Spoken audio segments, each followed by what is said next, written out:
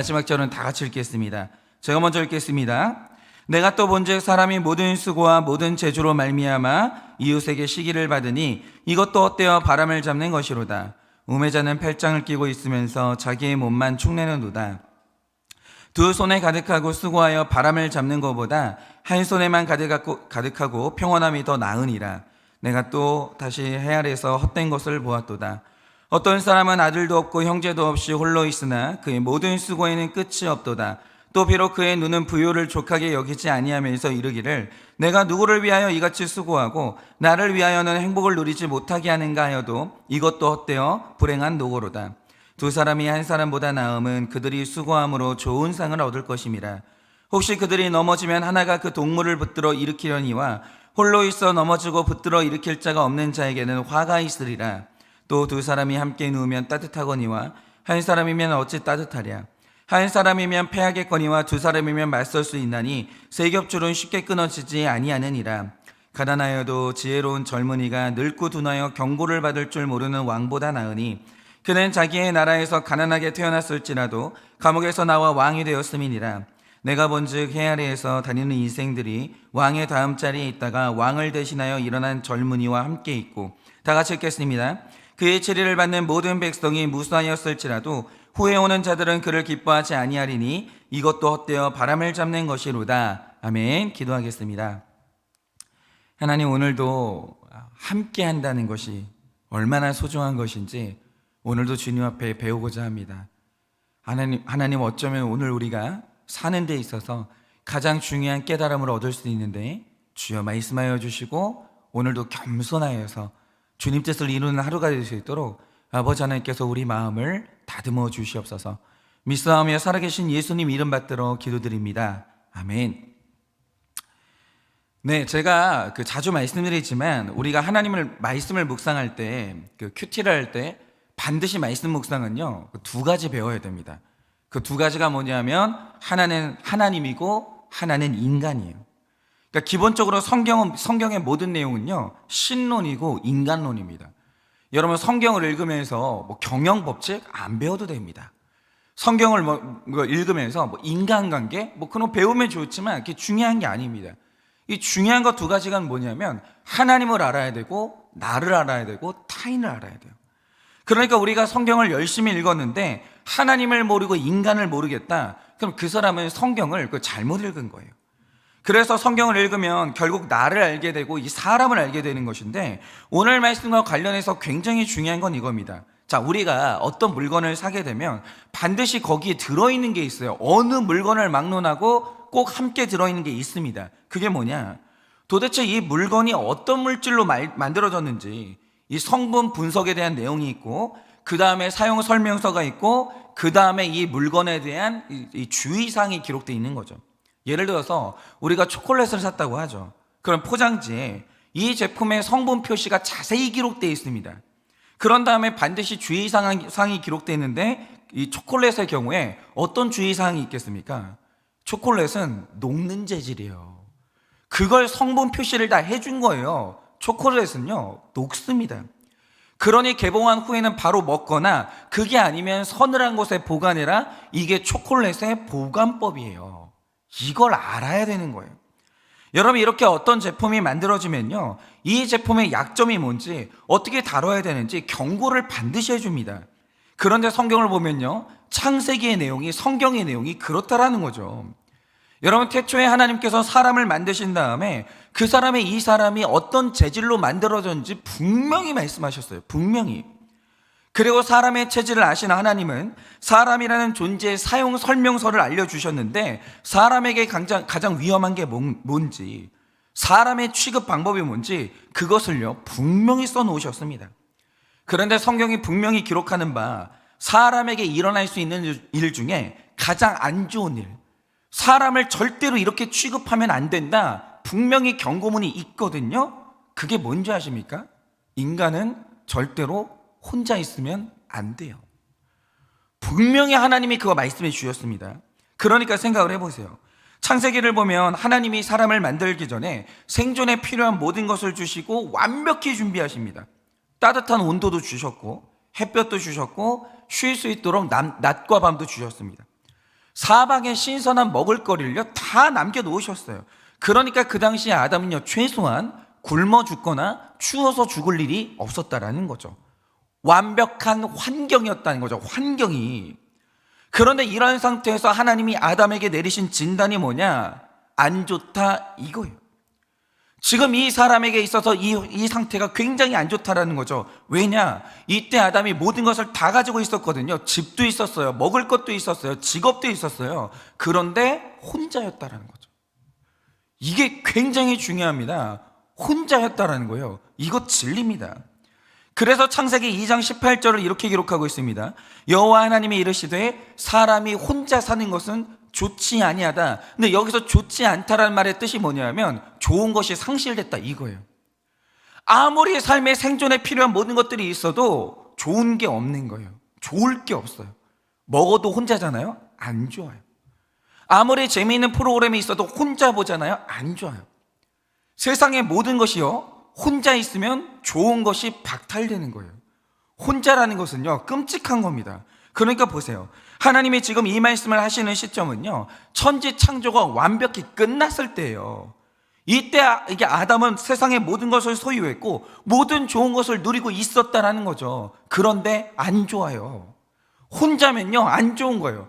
여러분 명품백을 가지고 있다 한들 이 세상에 나 혼자라고 생각해 보세요. 그게 무슨 소용이에요? 내가 머리부터 발끝까지 완벽하게 꾸몄다라고 하죠. 내가 혼자예요. 꾸미는 게 무슨 의미가 있냐 이거죠. 그러니까 혼자 사는 사람들이 집에서 되게 편하게 있거든요. 왜냐? 꾸미는 게 의미가 없거든요. 아름다운 게 혼자잖아요. 아름다움은 의미가 없어요. 혼자는요 모든 좋은 것의 의미를 박탈하고 상실해 버리는 거예요. 왜냐하면 사람은 애초에 설계를 될 때 혼자 살 수가 없도록 설계가 그렇게 됐다라는 거죠. 그러니까 가끔 우리 청년 지체들 중에 그런 말을 하는 지체들이 있어요. 청년들이 유독 그래요. 목사님 저는 안 외로워요. 외롭지가 않습니다. 혼자 있는 게 좋습니다. 이런 말을 하거든요. 그런데 그건 자기가 자기를 몰라서 그런 거예요. 사람이 혼자가 된다는 게 왜 최악의 사건입니까? 여러분 외로움이라는 감정 때문에만 그런 게 아니고요. 우리가 살면서 만나는 고난 중에서 혼자 해결하는 고난이 몇 개가 안 돼요. 아니 어른들한테 여쭤보세요. 살면서 만난 고난 중에 혼자 해결할 수 있는 고난이 몇 개가 됐는가? 여러분 내가 만약에 이렇게 살면서 나는 뭐든지 혼자 해결해왔다 그 고난을 안 만난 거예요. 여러분 질병에 걸려보세요. 병원에 누워있어도 누가 안 도와주잖아요. 병을 어떻게 치료할 수가 없는 거예요. 여러분 인생의 고난이라는 것은 최소한 내 옆에 하나는 더 있어야 해결할 수 있는 고난이 거의 대부분이에요. 거의 대부분. 그리고 하나님이 설계하신 사람의 운명이 뭐냐? 인간의 탄생 자체가 둘이라는 숫자가 성립이 안 되면 시작 자체가 안 돼요. 인간은 하나님이 그렇게 만들었다라는 거죠. 그리고 이 땅에 태어났는데 아이가 혼자가 됐다? 100% 죽어요. 100%. 여러분 어린아이 시절은요 최소한 한 명 더 있어야 돼요. 나를 도와줄 사람 한 명 더 있어야 생존 가능하고 젊은 시절이 됐을 때 아주 잠깐 혼자 살 수 있는 때가 잠깐 있어요. 아주 잠깐. 그런데 여러분 잘 들으세요. 하나님이 젊음을 왜 주는지 아십니까? 인간은 필연적으로 나이가 조금 넘어가면 약해지기 때문에 또다시 생존하려면 한 명 더 있어야 돼요. 인간은 언제나 한 명 더 있어야 되는 존재라는 거죠. 그런데 하나님이 젊은이들에게 매력과 아름다움을 주신 이유가 뭐냐면 그 매력을 가지고 빨리 한 명을 더 찾으라는 거예요. 내 인생에 함께할 그 한 명을 더 찾으라고 잠깐 젊음과 매력을 주시는 거예요. 젊음과 매력의 목적은 그거예요. 빨리 그 매력 가지고 한 명 더 찾으라는 거예요. 왜냐? 그 시간 딱 지나가잖아요. 반드시 둘이 살아가야 되는 때가 와요. 근데 나중에 매력이 다 지나가잖아요. 그걸 못 찾는 거예요. 그걸 못 찾는 거예요. 그래서 인생에서 가장 겸손해야 되는 때가 언제냐? 매력이 있을 때 제일 겸손해야 돼요. 그게 바로 매력을 주신, 이 젊음을 주신 중요한 이유라는 거죠. 그런데 매력이 넘칠 때, 젊을 때 교만해가지고 평생 함께할 그 한 사람을 찾는 게 아니라 일평생 바람둥이로 젊은 시절을 보내는 사람들이 있어요. 이 사람도 만나고 저 사람도 만나고. 저는요 목사님 정착하는 건 싫고요. 그냥 노는 게 좋아요. 즐기는 게 좋아요. 어떤 사람하고 관계를 안 맺는 거예요. 조금만 관계가 깊어지면 잘라버리고 또 다른 사람 만나고 이런 사람이 있어요. 그 교만이거든요. 그런데 그런 바람둥이들에게 내리는 하나님의 그 징벌이 뭐냐? 반드시 둘이 살아야 되는 때에 자기만 혼자 사는 거예요. 그게 인간에게 일어날 수 있는 최악의 재앙이라는 거죠. 그래서 제가 총각 시절에 저를 가르쳐 주신 선생님을 만나는데, 그 선생님께서 정말 중요하게 이 결혼에 대해서 강조를 하셨거든요. 그러니까 이런 거죠. 그러니까 너희들 지금 젊음이 있고 얼굴 반질반질한데 그때 잠깐이다. 혼자 살 수 없는 때가 곧 오는데, 만약 너희가 노년의 때가 됐을 때 내 곁에 아무도 없고 외롭다, 그거는 젊음의 때를 교만하게 보냈던 네 삶의 결론이라는 거예요. 그거 아름다울 때 빨리 한 명 찾아야 되는 거예요. 나랑 평생 함께 할 사람 프로포즈 해가지고 함께 사는 것이, 그게 바로 지혜라는 거죠. 그래서 여러분, 아무리 사람은 혼자 있는 게 좋아도요, 가정을 이루어야 되는 것이고, 가정을 이뤘다면 그 가정은요, 어떤 대가를 치러서라도 지킬 만한 그 가치가 있는 거예요. 여러분, 가정을 지키기 위해서 자존심을 버려야 된다라고 하면 버릴 수 있는 것이고, 땅을 기어야 된다면 기를 수 있는 거예요. 여러분, 가정은 그렇게 소중한 거예요. 여러분, 누군가가 나와 함께 늙어준다는 거, 여러분, 그거요, 어마어마하게 귀한 겁니다. 어마어마하게. 그리고 이 공동체가 정말 귀한 건데요, 가끔 그런 말 하시는 분들이 있어요. 아니, 교회를 갔더니 이놈의 교회는 왜 그렇게 남의 일에 참견이 많냐라는 거예요. 특별히 젊은이들이 제일 싫어하는 게 뭐냐? 왜 교회 어른들은 그렇게 불편한 질문을 많이 하냐라는 거예요. 취업했냐? 결혼 언제 할 거냐? 아니, 도대체 이런 질문을 왜 하냐라는 거죠. 내가 알아서 할 건데. 그리고 교회를 갔더니 남의 일에 얼마나 수군대는지, 왜 이렇게 교회는 남 일에 관심이 많냐라는 거예요. 그러면 결론이 뭐냐? 이 꼴 저 꼴 보기 싫어서 나는 교회가 싫다라는 거예요. 아니, 공동체 하면 그냥 지긋지긋하다라는 거예요. 그런데 그게 최악의 교만이에요. 세상에 그렇게 교만한 말이 없는 거예요. 여러분, 사람이 받을 수 있는 징벌 중에 가장 지독한 징계가 뭐냐? 내 소원이, 그 소원이 응답돼서 내 삶에 공동체가 없는 거예요. 그는요, 결혼식을 해도요, 와줄 사람이 없어요. 장례식을 해도 외로운 장례식을 해야 되고요, 고난이 왔을 때 물어볼 사람이 없고 손 내밀 사람이 없는 거예요.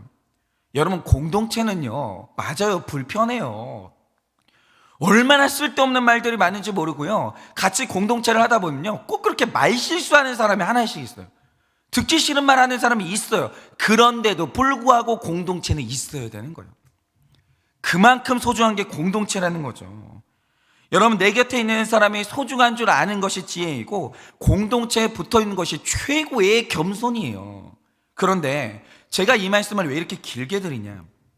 여러분, 인생에서 경험할 수 있는 최고의 손해는 돈을 잃는 것이 아니라 사람을 잃는 것인데, 오늘 말씀을 보면 사람을 떠나보내는 악한 습관이 기록되어 있는 거예요. 그래서 오늘은 이 사람을 떠나보내는 게 최악의 손해인데, 그러면 사람을 떠나보내는 이 악한 습관 두 가지를 묵상하고 오늘 우리가 좀 구체적으로 적용하려고 합니다. 자, 먼저 4절을 보시면 굉장히 중요한 내용이 나오는데요, 제가 삶을 살다 보니까 진짜 무서운 것 하나를 보게 됐습니다. 자, 우리가 소위 살다 보면 우리 중에는요, 성공하는 사람이 있어요. 스타가 되는 사람이 있습니다. 연예계에도 스타가 있고요, 경제계에도 스타 CEO가 있고요, 스타 강사, 심지어 스타 목사도 있어요. 그런데 일단 저 하늘에 스타가 뜨면요, 사람들이 막 열광을 하죠. 그 사람처럼 되고 싶어가지고 막 뒤를 따르기 시작하니까 저 어릴 때 꿈이 뭐였는지 아십니까? 그 스타가 되는 거였어요. 목사가 됐잖아요. 스타 목사가 되는 거였어요. 그래서 사람들이 막 설교 좋다고 난리가 나고 여기저기서 불러대고, 그걸 얼마나 꿈꿨는지 모릅니다. 그런데 그렇게 스타가 되기만 하면 지긋지긋한 애정결핍도 채워지고 인생의 모든 문제가 해결되고, 이런 생각을 했거든요. 그런데 제가 살면서 스타에게서 보게 된 무시무시한 진실이 뭔지 아십니까? 한 사람이 4절 말씀처럼 수고와 제주로 말미암아 스타가 돼서 빛나기 시작합니다. 우리 부교육자들이 그래요. 어떤 사람이요, 지도자에게 인정을 받아가지고 부교육자 중에 쓱 떠오르는 스타가 생길 때가 있어요. 그러면 사람들이 그를 주목하게 되는데, 제게 알게 된 사실이 뭐냐? 스타를 바라보는 사람들의 마음에는 무조건 양가 감정이 생겨요. 무조건 스타를 바라보는 사람의 마음은 두 마음이에요. 한 마음이 아니라 두 마음입니다. 그게 뭐냐? 부러움과 함께 반드시 질투가 생겨요. 스타는요, 사랑도 받잖아요, 질투도 받아요. 이거는요, 무조건입니다. 인간은 100% 죄인이기 때문에 나의 성공은 내 주변 모든 사람의 마음에 질투를 생기게 만들어요. 그래서 스타를 바라보는 모든 사람은 반드시 두 가지를 열망하게 되는데, 그 스타처럼 되기를 열망하는 마음과 동시에 스타가 추락하기를 반드시 바라요. 스타는요, 그래서 외로워요. 스타가 되면 사람들 다 나 좋아하는 것 같잖아요. 근데 내가 무너지잖아요. 열광하기 시작해요. 그래서 스타를 만나도 쾌감을 느끼지만, 스타가 이 추락할 때 느끼는 쾌감은요, 말로 할 수가 없는 거예요.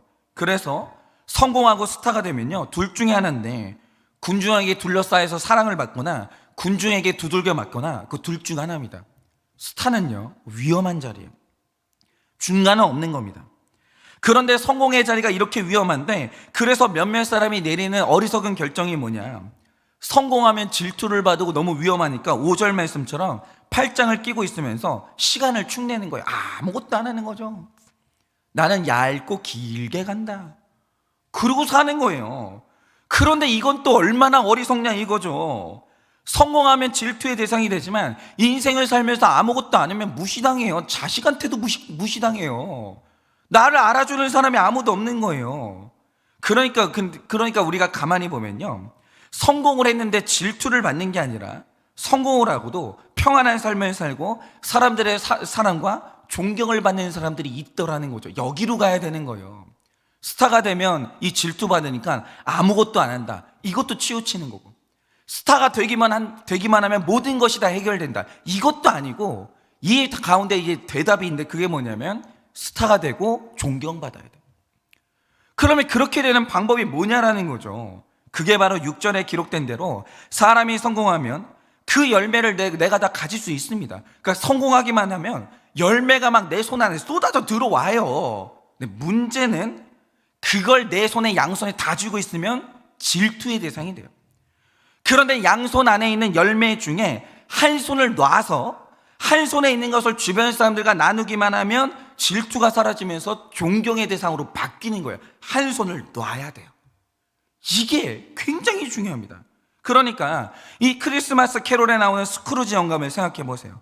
이 사람이 고리대금음으로 성공을 했는데, 문제는 두 손에 가득 열매가 들어왔을 때 이걸 꽉 쥔 거예요.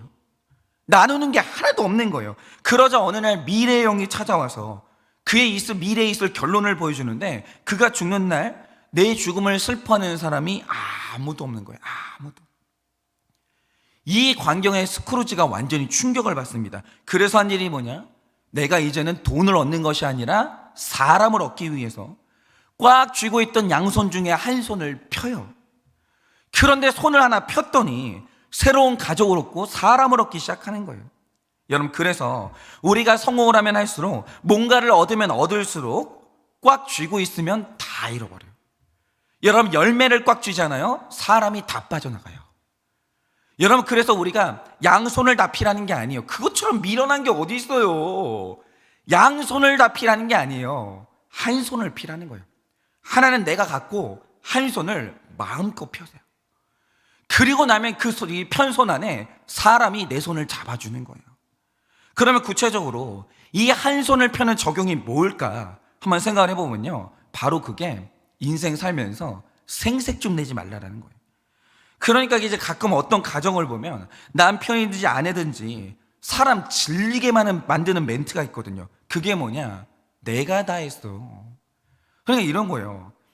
가끔 이제 어떤 가정들을 보면 이 둘 다 이제 맞벌이를 하는데, 어느 한쪽의 수입이 월등히 높을 때가 있어요. 그리고 한쪽은 이게 살림을 하고 한쪽이 돈을 벌 때가 있다라는 거죠. 그러면 이상한 게 뭐냐, 꼭 있잖아요. 돈을 많이 벌거나 돈을 혼자 버는 사람은요, 그렇게 생색을 내요. 돈 버는 쪽이 그렇게 갑질을 하는 거예요. 내가 다 했다라는 거예요. 나만 이 집에서 고생해, 이런 멘트를 하시는 분들이 있어요. 예를 들어서 어떤 남자가 밖에서 돈을 벌었다고 하죠. 그럼 돈 벌어와가지고 꼭 하는 말이 뭐냐, 이 집에서는 나만 혼자 돈 벌어. 가만히 와가지고 돈 실컷 벌어놓고 한숨 쉬고 앉아있는 거예요. 그러니까 나 수고했다는 걸 티를 내는 거죠. 힘들어. 힘들어. 그 맨날 하는 말이 뭐냐, 나는 벌기만 하고 니들은 쓰기만 하지, 나 딱 한 번만 너처럼 살아봤으면 좋겠어. 나는 억울해, 나는 힘들어 이러면서 내 식구들을요 밥만 축내는 식충이 취급하는 사람들이 있어요. 근데 그게 세상에서 제일 큰 착각이라는 거죠. 아내가 나의 가정을 돌보지 않고 내 아이들이 착하게 자라주지 않는데 어떻게 자기가 일에 집중하겠으며 어떻게 내 집에 돈이 쌓여요. 여러분, 한 번 애들이 있잖아요, 그 맘먹고 이제 말썽 부리기 시작하잖아요. 집에 돈 못 모아요.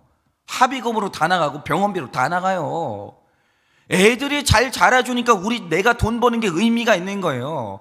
아내가 살림을 잘해주니까 내가 버는 돈이 이렇게 남아있는 거예요. 그리고 나처럼 까칠한 사람과 살아주는 게 어딘데 어디서 생색을 내냐 이거죠. 어디서. 그런데 돈이라는 열매를 놓고 이거는 내가 혼자 다 번 거야, 니들은 내 앞에 바짝 엎드려가지고 감사해, 이런 식으로 두 손 꽉 쥐고 생색을 내면요 식구들이요 질려요. 치사해가지고. 그 마음속에 가지는 생각이 뭔지 아십니까? 더러워가지고 내가 돈 번다, 내가 돈 벌면 당신 다시는 안 본다, 이렇게 되는 거예요. 그리고 하나 둘씩 내 곁을 떠나는 거예요. 왜 실컷 돈 벌어다 줘놓고 왜 사람 질리게 만드냐 이거죠. 뭐하러 그래요. 이거 아내들도 마찬가지입니다. 제가 생각할 때 세상에서 가장 힘든 일이 뭐냐? 출산하고 육아예요. 이거보다 힘든 일은 없어요. 진짜 힘들어요. 그래서 교회에서 가장 힘든 사람들이 누구냐면 어린애 키우는 엄마들이에요. 엄마들은요 교회를 와도 애를 보느라 은혜를 못 받아요. 그래서 천하의 누구라도 갓난아이를 기르는 동안요 영성이 바닥을 칩니다. 엄청 힘들어요. 그래서 우리가 아기 엄마들을 만나면 무조건 인정해 주는 게 맞고 볼 때마다 배려해 주고 위로를 해줘야 돼요. 뭐 하나 기르는 게 뭐가 힘드네, 나는 새 키웠다. 제발 좀 이런 말씀 좀 하지 마세요. 예? 그냥 어린애 키우는 엄마 만나면요 그냥 위로만 해주세요. 그것만 하면 되는 거예요. 얼마나 힘든데. 그런데 아무리 그래도 아이는 나 혼자 기른 게 아니에요. 내가 육아하는 동안 밖에서 땀 흘려 일하는 남편도 수고했고 최선 다하고 있어요. 그런데 어떤 아내들을 보면요 밖에서 일하는 남편은요 그래도 당신은 바깥 바람이라도 쐬잖아, 당신이 나보다 훨씬 낫잖아, 나 혼자 애 다 키웠어, 당신은 밖에서 자유시간도 갖고 술도 마시고 담배도 피우고 즐길 거 다 즐겼잖아, 억울해 이러면서 육아의 열매를 양손에 딱 쥐고요 생색을 있는 그대로 내요. 그렇게 피해의식에 쩔어가지고 아주 그냥 사람을 질리게 만드는 거예요. 여러분, 그러면요 매력이 딱 없어요. 아무도 집에 들어가기가 싫은 거예요. 질려버리는 거예요. 여러분, 이 세상에 나 혼자 다 이루고 혼자 수고하는 사람은 없어요. 그 피해의식, 그 생색에서 이제 좀 빠져나오세요. 그런 게 어디 있습니까? 여러분, 이 교회가 저 혼자 합니까? 제가 날마다 설교하고 있지만 열심히 설교하는 만큼 들어주는 사람이 없어 봐요. 누가 설교합니까? 설교 못해요. 그리고 목회에 전념할 수 있도록 함께 교회를 세워나가는 성도님들이 없으면 그거 어떻게 목회를 합니까? 여러분, 설교와 목회는요 목사 혼자 하는 게 아니에요. 교회 하나가 일어섰으면요 수많은 성도들이 함께 해준 거예요. 그런데 어느 날 목사가 설교하는데 딱 강단에 올라와가지고 그러는 거예요. 외로워, 나는 목회를 혼자 하고 있어. 이 교회가 성장할 때 도와주는 사람 아무도 없어서 내 이 두 손으로 맨손으로 일군 거야. 그거 있잖아요. 들으면요 성도님들이 질려버리는 거예요. 언제 그랬어요? 내가 목회하고 있을 때 그 밑에서 도와준 사람이 얼마나 많은데, 내 등을 밀어준 사람이 얼마나 많은데, 나를 지지해준 사람이 얼마나 많은데, 근데 실컷 함께 했더니 하는 말이 뭐냐? 나는 양손으로 맨손에서 일어섰다라는 거예요. 나 혼자 다 했다라는 거예요. 뭐예요 그게? 얼마나 기가 막히냐 이거죠. 질려버리는 거예요. 그러니까 목회자 주변에서 사람들이 떠나는 거예요. 부교육자들이 왜 떠나는 줄 아세요? 목사님들이 고마운 줄을 몰라요. 부교육자들이 그렇게 열심히 뛰면서 일을 하거든요. 근데 딱 와가지고 하는 말이 뭐냐? 나는 날마다 이렇게 담임 목사는 고생하는데 니들은 뭐하냐? 그럼 누가 그 옆에 남아있어요? 다 떠나지. 내 수고를 몰라주는데. 그러니 여러분, 모든 수고의 열매를요 내 양손에 꽉 쥐고 생색을 내고 계시다면 그 이제 깨달으셔야 돼요. 그게 사람 얼마나 질리게 하는지 아십니까? 그것 때문에 사람들이 떠나는 거예요. 그것 때문에. 생색 좀 그만 내세요. 이제 한 손을 좀 펴세요. 이 열매의 수고를 다른 사람들하고 나누세요. 나만 수고하는 게 아니에요. 내 자녀도 너무 잘 자라주고 있고요, 내 배우자가 얼마나 수고하는지 모르고요. 내 옆에 있는 우리 성도님들이 얼마나 고생하는지 몰라요. 여러분 이제 한 손을 놓으세요. 이 수고의 열매를 나누세요. 그리고 다른 사람의 존재와 그 수고를 인정하세요. 그때 내 곁에 사람이 머무르고 그때 함께 하는 거예요. 그 생색 오늘 좀 그만 내려놓으세요. 제발 생색 내지 마세요. 그럼요 수고해놓고 아무것도 안 남는 겁니다. 그리고 시간상 이제 하나만 더 보려고 하는데, 자 13절에서 16절을 보시면 진짜 이 재미있는 구도가 하나 나오거든요. 그게 뭐냐? 자 한쪽에 늙은 왕이 있어요. 한쪽에는 아무것도 없지만 지혜로운 젊은이가 있어요. 그런데 15절에 기록된 내용이 뭡니까? 사람들이 둘 중에 누구 곁에 서고 있습니까? 늙은 왕이 아니라 지혜로운 곁에 사람이 몰려요. 그럼 도대체 이게 뭘 상징하는 건가? 이게 아마도 제가 볼 땐 사울하고 다윗을 의미하는 것 같은데, 여기에서 중요한 사람은 왕이에요. 우리가 주목할 것은 왕인데, 이 왕을 한마디로 하면 이게 꼰대예요. 우리 이거 잘 봐야 됩니다. 이 왕이 꼰대예요. 그러면 이 말씀에서 이 묘사하는 꼰대가 뭡니까? 자 13절에서 묘사하는 왕이 정말 흥미로운데, 일단 이 사람이 늙었고 둔하대요. 이거 상징적인 겁니다. 젊은이들 중에 꼰대 있어요. 잘 들으세요. 일단 이 사람은 늙었고 둔하대요. 그런데 여기에서 중요한 건 뭐냐? 이 사람이 왕이 됐어요. 그럼 이게 의미하는 게 뭐겠습니까? 여러분 자 가만히 보면요, 이 세상에서 누구도 설득할 수 없는 꼰대가 있어요. 담임 목사 중에도 꼰대가 있는데 부교육자 중에도 꼰대가 있어요. 어른들 중에서도 꼰대가 있는데 젊은이 중에도 꼰대가 있어요. 설득이 안 되는 사람이 있어요. 생각 하나 바꾸는데 너무 둔한 거예요. 그 누군지 아십니까? 이런 거예요. 나에게 어떤 삶의 방식이 있습니다. 그런데 그 방식으로 한번 성공해 본 사람이 있어요. 그게 바로 자수성가한 사람들인데, 내 방식이 성공으로 이어지잖아요. 그럼 이 사람들이 입에 달고 사는 말이 뭔지 아십니까? 내가 시골에서 맨손으로 올라와서 안 해본 일이 없고 고생이란 고생은 다 했는데 그랬는데 이뤘다라는 거예요. 해냈다라는 거예요. 뭐 이런 말을 하거든요. 그런데 이 말 속에 담긴 뜻이 뭐냐? 내가 내 방식으로 성공해 봤다, 요거예요. 요거. 그런데 이렇게 되면 일어나는 일이 뭐냐? 내 방식이 그때부터 진리가 돼요. 그리고 다른 사람 말은요 다 틀린 게 돼요. 그러니까 13절에 나오는 왕은요 너무나 둔하고 경고를 받을 줄 모르는데, 이유가 뭐냐? 내가 내 방식으로 왕이 됐다라는 거예요. 그러니까 내 말이 진리라는 거죠. 근데 이게 꼰대예요. 이런 사람들이요 생각이 안 바뀌어요. 언제나 꼰대들은요 가리키는 걸 좋아하지 듣는 법이 없고, 때로는 설득이 돼야 대화가 되는 건데 설득이 안 돼요. 설득이 안 돼요. 무슨 말을 해봐도 설득이 안 되는 거예요. 그런데 이렇게 견고한 이유가 뭐냐? 내가 성공해 봤기 때문에. 그래서 성공이 우상이 되면 위험한 것인데, 이런 사람 옆에 있잖아요. 숨이 막히는 거예요. 그래서 사실은요 성공한 사람이 제일 위험해요. 제일 위험해요. 그래서 자수성가한 많은 사람들이 이 외로움에 시달리는데, 이유가 뭐냐면 우리 남편이, 우리 아버지가 돈을 쌓아놓고 있어도 옆에 있잖아요. 말이 안 통하는 거예요. 말이 안 통해요. 아니, 생각이 좀 바뀔 수 있잖아요. 나도 틀릴 수 있잖아요. 성공해 보니까 도무지 사람이 안 변해요. 그러니까 반면에 이 젊은이를 보세요. 14절을 보면 젊은이는 가난을 경험해 봤고 이유는 모르겠지만 실패를 해서 감옥에도 다녀와 봤어요. 그러니까 젊은 시절에 고난과 실패를 많이 경험한 거예요. 내가 진리가 아니라는 걸 알게 된 거죠. 그러니까 일어나는 일이 뭐냐? 내 방식이 무조건 옳다는 고집이 없고 다른 사람에게 도움을 의존할 줄 아는 겸손함을 배운 거예요. 말이 되는 거예요. 그러니까 사람이 열려있는 건데, 그러면 일어나는 일이 뭡니까? 사람들이요 숨이 안 쉬어지는 왕보다 같이 있으면 말이 통하는 젊은이들 곁으로 모이는 거예요. 그래서 고난이 축복이에요. 사람이 고난을 당한다는 것은 내 진리라는 이게 자기 확신이 무너지는 것인데, 이게 무너져야 되는 거예요.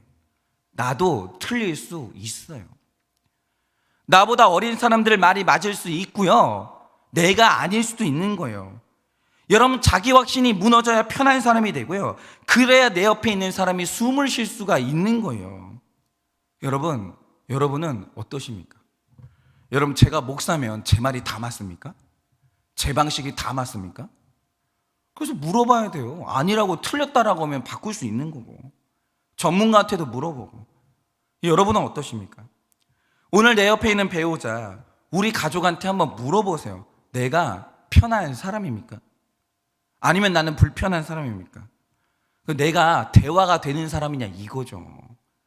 내 옆에 있으면 숨이 쉬어집니까? 안 쉬어집니까? 만약 내가 오늘 불편한 사람이라면 그 이유가 뭐냐, 이거죠. 이유가 뭐냐면 어느 날 내 방식, 내 생각이 진리가 된 거예요. 내 나이가 몇 살인 건 중요하지 않습니다. 내 속사람이 늙은 왕이 되어서 경고를 받을 줄 모르고 대화가 안 된다면 그게 바로 꼰대예요. 그 고집센 사람 있죠. 그 완고한 사람. 신념이 있는 거랑 완고한 거랑 완전히 다른 거예요. 내 옆에 있는 10사람이 다 아니라는데 뭘 근거를 가지고 내가 옳다라고 하는 거예요. 그게 꼰대라는 거죠. 그러니 오늘 하루 내 옆 사람한테 물어보세요. 나는 편한 사람인지, 나는 대화가 되는 사람인지 한번 물어보시고, 내가 불편한 사람이라면 이 견고한 자기 확신을 깨트려서 사람을 얻으시는, 한쪽 손을 펴가지고 이제는 물질만 얻는 것이 아니라 사람을 얻으시는 그 하루 되시기를 예수님의 이름으로 축원합니다. 기도하고 마치겠습니다. 기도하겠습니다. 하나님, 오늘도 정말 하루를 살면서 내 곁에는 사람이 있습니까? 나는 외로운 사람입니까? 외롭지 않은 사람입니까? 나는 사람들이 내 곁에 오는 사람입니까? 나를 피하는 사람입니까? 오늘도 하나님 앞에 나 자신을 정직하게 물어보기를 원합니다. 그런데 오늘도 우리 중에는 자신의 열매를 놓고 생색을 내면서 다른 사람을 무시하는 사람이 있고, 내가 한번 성공해봤다고 다른 사람 무시하면서 말이 안 통하는 꼰대가 된 사람들이 있습니다. 하나님, 목사도 꼰대가 될 수 있고, 젊은이도 꼰대가 될 수 있고, 또 나이 드신 어르신들도 또 그렇게 말이 안 통하는 사람이 될 수가 있습니다. 하나님, 그렇게 오늘도 우리가 교만함 때문에 내 삶에서 사람을 떠나보내는 어리석은 사람 되지 않게 하여 주시고, 정말 하나님께서 은혜를 허락하여 주사 편한 사람 되고 겸손한 사람 되어서 사람을 얻는 하루가 될 수 있도록 주님이 은혜를 허락하여 주시옵소서. 지금은 우리 주 예수 그리스도의 은혜와 하나님 아버지의 그 크신 사랑과 성령님의 위로하시고 교통하여 주시는 그 역사하심이 오늘도 겸손하여서 사람을 얻기를 원하는 우리 모든 성도님들의 머리 위에 지금으로부터 영원 무궁토록 함께 있을지어다. 아멘.